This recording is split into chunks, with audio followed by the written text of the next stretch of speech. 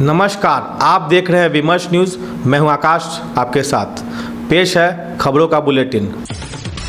पहली खबर यह है कि पटना हाईकोर्ट ने 88,000 शिक्षकों की बहाली परीक्षा पर रोक लगा दी है। पहले से मार्च महीने में हो रही इस परीक्षा का पेपर लीक हो गया था। अभी इनमें री एग्जामिनेशन होने जा रहा है।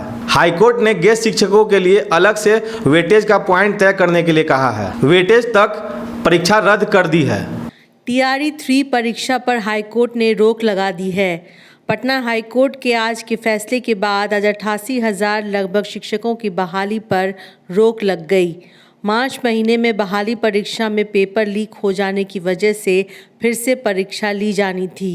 मंगलवार को हाईकोर्ट ने इस परीक्षा पर रोक लगा दी। बहाली प्रक्रिया से पहले +2 स्कूल के गेस्ट शिक्षकों को वेटेज दिया जाए। हाई कोर्ट के पास याचिका इसी बात के लिए थी कि परीक्षा की प्रक्रिया में अनुभव के आधार पर वेटेज दिया जाए। अपने फैसले में हाई कोर्ट ने निर्देशित किया है कि ये जातीय रिजर्वेशन का लाभ और वेटेज शिक्षकों के परिणाम के साथ जोड़ा जाता है, तो दूसरी तरह के शिक्षक कार्य में लगे रहे शिक्षकों को भी अंक दिया जा सकता है।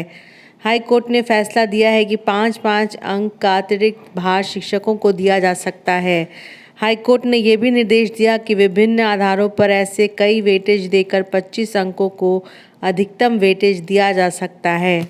कोर्ट के इस फैसले का ध्यान रखकर परीक्षा संचालित किया जाएगा। इसके लिए अभी की परीक्षा पर रोक लगा दी गई है। हाई कोर्ट के इस निर्णय की वजह से लगभग 5.25 लाख अभ्यर्थियों को फिर निराश हो जाना पड़ा है और वह इंतज़ार करेंगे। दूसरी तरफ पटना गर्मी से परेशान है। दिल्ली का तापमान 50 डिग्री से बढ़कर 52 डिग्री तक हो गया है। मुख्यमंत्री ने पहल लेकर बिहार के सभी स्कूलों को बंद कर दिया है। बढ़ी हुई गर्मी के कारण कई स्कूलों में बच्चे बेहोश हो जा रहे हैं। बढ़ती गर्मी में के पाठक ने शिक्षकों पर दबाव बनाए रखा है। के पाठक अपने बात पर अड़े हुए थे कि किसी अन्य नौकरी में इतनी रियायत नहीं मिलती। इस समय विपक्ष की राजनीति का भी पारा गर्म हो गया है। इस स्थिति में मुख्यमंत्री ने हस्तक्षेप कर गर्मी बढ़ने से स्कूलों को बंद कर दिया है।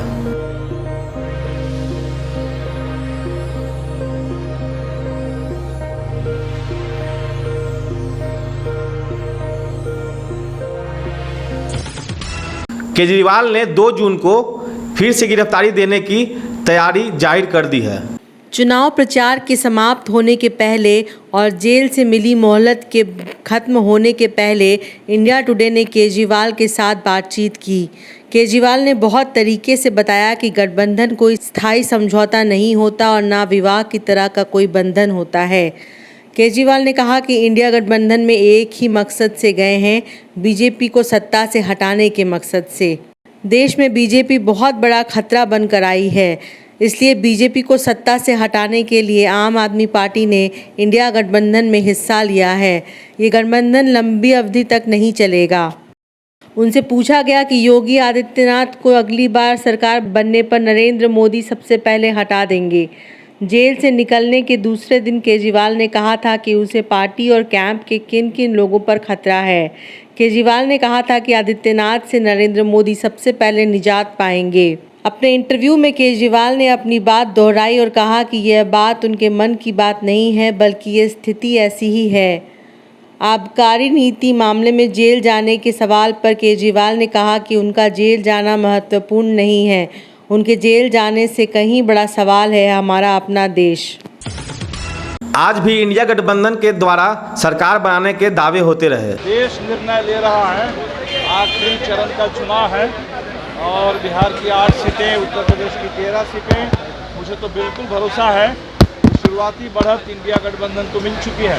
अब वो एक निर्णायक बहुमत में तब्दील हो जाएगी और 4 जून से देश में एक नए राजनीतिक अध्याय की शुरुआत होगी। 10 साल से मोदी जी ने परेशान कर रखा है देश को, लगातार हमले हो रहे हैं संविधान पर, लोकतंत्र पर। 4 जून से एक बिल्कुल नए बदलाव आ जाए। लोग जागरूक है। चुनाव आयोग पर निश्चित तौर पर इस बार सवाल उठे हैं। सुप्रीम कोर्ट ने भी सवाल खड़ा किया, लेकिन हमें भरोसा है जनता पर, इस देश के जागरूक जनमत पर। यादव का कहना है कि 4 जून के बाद नीतीश कुमार बड़ा फैसला लेंगे। क्या नीतीश कुमार पंजाब लोगों के साथ आएंगे? ये तो नीतीश से पूछिए, लेकिन हमें लगता है कि देश ने एक फैसला ले लिया है। देश ने जब फैसला ले लिया है और नीतीश जी बिहार के मुख्यमंत्री हैं, तो देश के फैसले के साथ नीतीश जी को भी रहना चाहिए। चुनाव के बाद बिहार कैबिनेट एक नए कानून पर प्रस्ताव बनाएगा, जिसमें महिलाओं की कार्य अवधि, उनकी छुट्टियां और अन्य बातों को शामिल किया जाएगा। कार्मिक विभाग ने कानून का प्रस्ताव तय किया है। इस कानून के तहत महिलाओं को उनकी इच्छा के विपरीत नाइट शिफ्ट नहीं दिया जाएगा। बिहार में दुकानों और प्रतिष्ठानों में काम करने वाली महिलाओं को नीतीश सरकार खास सुविधा देने वाली है। इसकी तैयारी शुरू कर दी गई है। कार्यस्थल पर अनिवार्य रूप से महिलाओं को विशेष सुविधा देने के लिए श्रम संसाधन विभाग एक विशेष विधेयक बना रहा है। इसका ड्राफ्ट तैयार हो गया है। लोकसभा चुनाव के बाद इसे मंजूरी के लिए नीतीश कैबिनेट में भेजा जाएगा। इसके जरिए महिलाओं के कामकाजी घंटों का समय निर्धारित किया जाएगा। श्रम संसाधन विभाग की ओर से नए कानून का ड्राफ्ट राज्य कैबिनेट के पास मंजूरी के लिए भेजा जाएगा। नीतीश कुमार की कैबिनेट से मंजूरी मिलने के बाद इसे बिहार विधानमंडल में चर्चा के लिए रखा जाएगा। दोनों सदनों में पारित होने के बाद इसे राज्यपाल की मुहर लगवाने के लिए भेजा जाएगा। इसके बाद गजट नोटिफिकेशन जारी कर इसे लागू कर दिया जाएगा। बृहस्पतिवार 30 मई को अंतिम चरण के चुनाव का प्रचार रुक जाएगा। तो ये थी अब तक की खबरें। आपको ये बुलेटिन कैसा लगा हमें कमेंट बॉक्स में बताएं। अगर आप यूट्यूब पे हमारे चैनल को देख रहे हैं तो लाइक करें, साथ में सब्सक्राइब करें और बेल आइकन दबाना ना भूलें, ताकि आपको पल पल का नोटिफिकेशन मिलते रहे। फेसबुक पे देख रहे हैं तो लाइक करें, फॉलो करें। तब तक के लिए मैं आकाश, विमर्श न्यूज़ से धन्यवाद।